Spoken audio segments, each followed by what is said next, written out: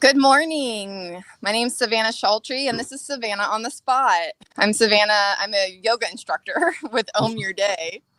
I'm Trent May, financial advisor here, May Financial, coming to you live from the wood panel jungle. You can see it behind me here. I love that. That's awesome. All right. I'm just Well, in a jungle of wood panel right now. yeah, that's so funny. Do you feel like you're in the 70s? Oh yeah. I think that's probably being generous. Well, Trent, as always, has prepared 3 questions for me that are random, and somehow I end up tying them into yoga. It's a skill I have. So let's get started, Trent. Yeah. So the first question I have for you is actually a question I've been asking a lot of people because I usually think that if you feel some way about something, there's usually a lot of people that feel a similar way to you. Not everyone, but there's usually a lot of people that have had that thought or feeling before. But I'm finding I'm in the minority on this one. So tell me, what are your favorite holidays? What are the holidays that you look forward to celebrating?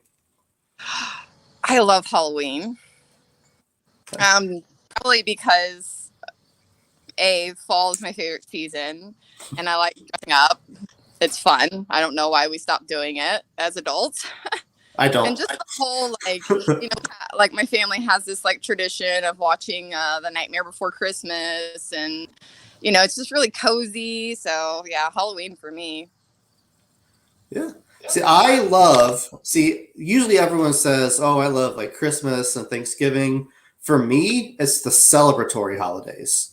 It's like, I love New Year's and I love Valentine's. I love a good 3-day weekend, like Labor Day weekend. Like, President's Day. so like St. Patrick's, like, I don't know the origins of that one, to be honest, but I love the way I celebrate St. Patrick's. And so, like, I love, like, the celebratory holidays. Like, nothing beats a good New Year's. Like, getting to go out, get dressed up a little bit, having fun. Yeah, New Year's is fun, like a fun like excuse to get really fancy, I think. At least that's how I always felt about it. Have you ever been to Chicago where they turn the river green? I have not. Oh, you got to do that. Sounds like something I should do. But even the years where we just stay home and, like, rent movies and play board games, at least we get to do that. So Yeah. We get to live how we want. The non-obligations. I like that. So yeah, cool. Sounds like you're kind of similar to me. I love Halloween. One year we had like an "Are You Afraid of the Dark" party as adults, and so like we had people over and watched episodes of "Are You Afraid of the Dark." That was awesome. Yeah. I think I'm trying to think. I honestly, I haven't dressed up as an adult for Halloween, which is really like I'm doing a disservice to my favorite holiday, I guess, in a really long time. But my friends for my 30th birthday party threw me a roaring 20s party, and that was a lot of fun. So, but I look forward to dressing up as an adult for Halloween someday again. You know what? I think Business Shenanigans needs a Halloween party. There we go. I think we need to make that happen. Yeah. All right. So, did you have any irrational, and I can't stress this enough, irrational fears as a kid? Oh my God, yes. And I am so happy to say that I'm, for the most part, over those. But man, I was terrified of bugs, like bad. And it took me a long reason to figure out why I was so afraid, but I figured it out. I figured out what happened when I was about 5 or 6. You remember those projects that like we would do, or like kids would do, where you take crayons and you crush them up and then you like put them on stones and then you let it melt in the sun. It's like tie-dye rocks or something. I don't know what it's called, but getting ready to do that, and the rocks were so heavy for me as a 6-year-old that I just dropped them on this deck that my dad had.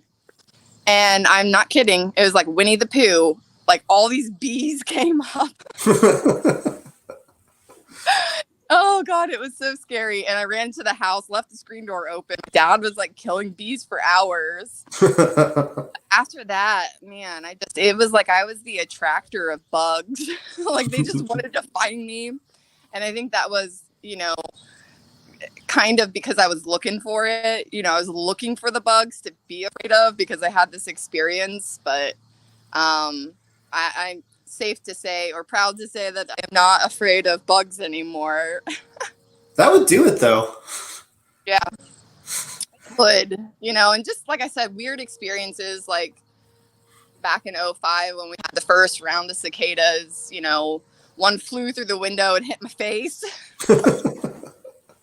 My uncle, we were in Tennessee and we were playing cards, and there was I think Canadian soldiers, I don't know, or maybe a mayfly. I'm not really sure what it was, but he like hit it with a magazine.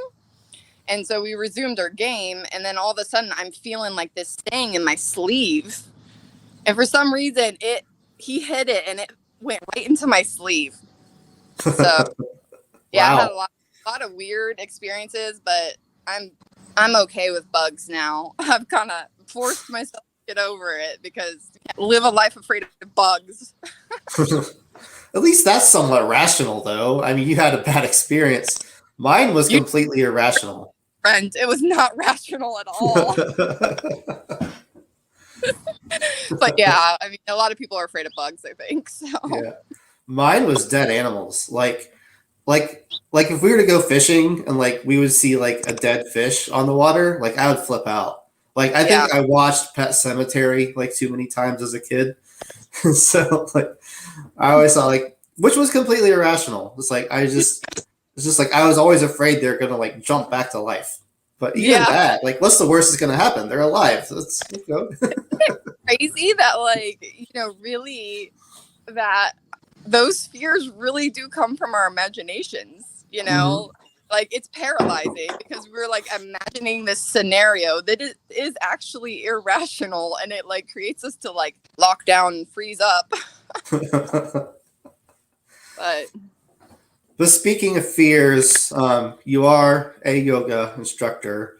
Is there anything we can do with like yoga or meditation to help calm our fears? Yeah, actually, I think yoga and meditation are great modalities to help us deal with our fears. Different ways. Well, I think like meditation.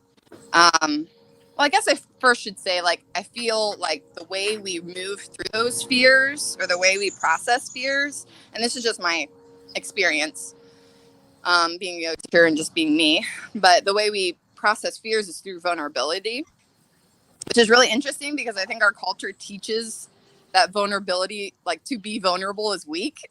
Mm-hmm. So it's like, you have this fear and then you're feeling vulnerable and then you're like, no, I can't be vulnerable because that's weak. And it's like the reverse thing. If we're vulnerable, then we can process through that fear. And so meditation is really being vulnerable with yourself, because you're sitting down and you're sitting down with yourself and things are going to come up, thoughts and patterns. And the way that you process things are going to come up, and you don't have to, but you have the opportunity to be vulnerable with yourself, to look at those mental patterns and those fears that might have crept in the past that have maybe paralyzed you or directed your path a certain way. And then we can process through them that way. So I think that's maybe might be a reason why people avoid meditation is because they're vulnerable with themselves. It's a hard thing to do. It's not fun to take a deep dive into the hard stuff. Oh yeah. But like, on the other side, if you think about it, like whenever we have the courage to be vulnerable with ourselves and we get through it to the other side, like that's where accomplishment happens, you know. That's where pride, like a good healthy pride, comes in, and confidence, you know. So the reward of being vulnerable is so worth it. So as far as yoga, asanas, which are the postures, again, it's being vulnerable with ourselves, but also being vulnerable with other, you know, within the external world, with other people. If you're going to a class, you know, you have, again, I don't know why I keep saying you have to. You don't have to do anything. But you're presented with a scenario where you might not be able to get into a certain pose and other people are around you. And that's a, you know, a big thing for a lot of people is the fear of, you know, looking like a fool or, you know, not being able to do something right. And so what I really like about private sessions and even a home yoga practice is, you know, it creates like this safe space. You know, if you're home, you're just being vulnerable with yourself, and private sessions, it's just one-on-one, or if you want to have like a close friend with you, you know. So you create this safe space where you can be vulnerable to do these things, and we can learn through postures, through putting our body in certain postures, about our fears and how to move through them, whether they be our physical fears or mental fears, emotional fears. Nice. Yeah, I totally get it. Coming out on the other side can be a great feeling. And I like, speaking of coming out on the other side, I like how you're able to swat those bugs away without fear. I'm a bug ninja. They're little ones, so. All right. Well, thank you very much. It's been another insightful day. Thank you all for joining us here on Savana on the Spot. If you ever have a question you want to ask, it can be as random as you want, or it can be as helpful as you want. Just let us know. We like random questions. All right. Well, thank you, Savana. Thanks, Trent. Have a great day. Enjoy your wood painting. Oh, I will.